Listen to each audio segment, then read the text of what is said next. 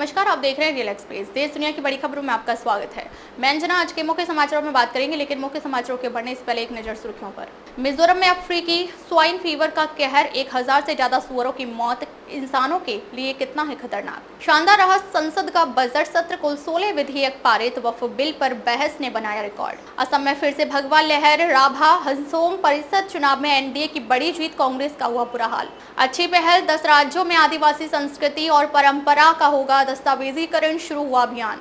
गड़बड़ियों पर चुनाव आयोग को घेर रही ममता बनर्जी की पार्टी, अब सुधारों के भी खिलाफ हुई टीएमसी। ये तो थी सुर्खियां, अब चलते हैं बड़ी खबरों की ओर। राज्य पशुपालन और चिकित्सा विभाग के एक अधिकारी ने जानकारी देते हुए बताया कि अब तक 3 जिलों के 34 इलाकों को एएसएफ इन्फेक्टेड जोन घोषित किया गया है। मिजोरम के जिन 3 जिलों को एएसएफ इन्फेक्टेड घोषित किया गया है वो हैं लोंगतलाई, ममित और सियाहा।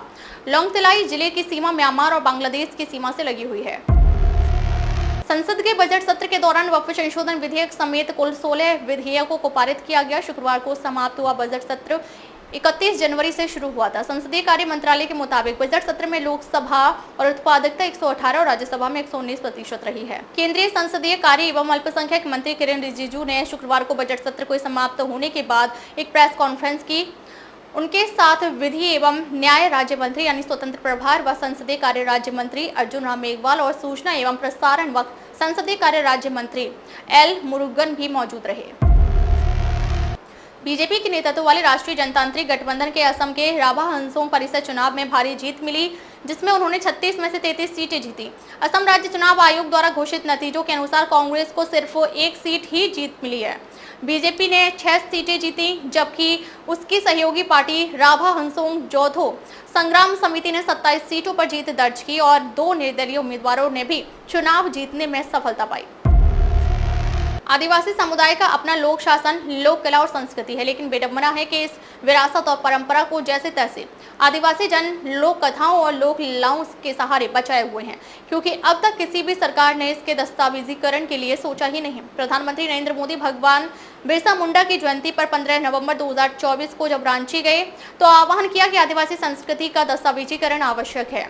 उस पर पहल पंचायती राज मंत्रालय ने की और झारखंड सरकार के साथ मिलकर हमारी परंपरा हमारी विरासत अभियान शुरू किया गया।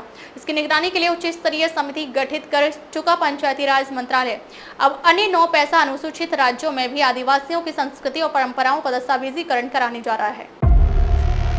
मतदाता फोटो पहचान पत्र नंबरों को लेकर चुनाव आयोग को लंबे समय से घेरने में जुटी तृणमूल कांग्रेस अब इन गड़बड़ियों को रोकने के लिए उठाए गए सुधारों के खिलाफ खड़ी हो गई है।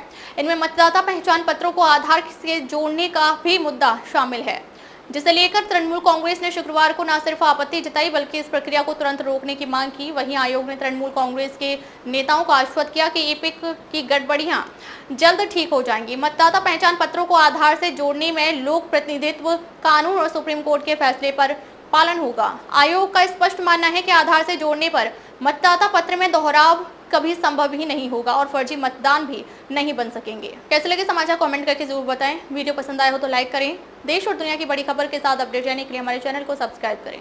खबरों में अब तक के लिए बस इतना ही, फिर मिलते हैं कुछ ऐसी ही बड़ी खबरों के साथ। तब तक के लिए नमस्कार और देखते रहिए रियल एक्सप्रेस।